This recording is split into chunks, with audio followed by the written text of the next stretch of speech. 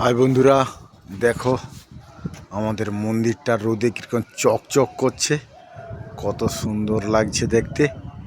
হ্যাঁ, আমাদের দেবাদিদেব মহাদেবও আছে, আর উপরে একটু সিনারি ভোলে বাবার করা আছে। হ্যাঁ,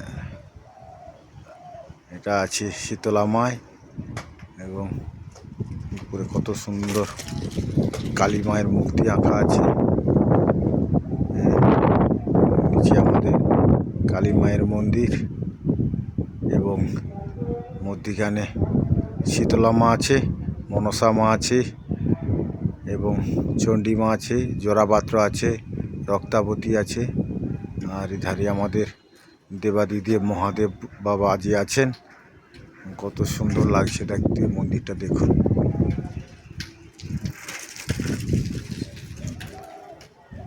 একটু কত সুন্দর লাগছে। একটু কমেন্ট করে একটু জানাবেন আপনাদের কেমন লাগেছে।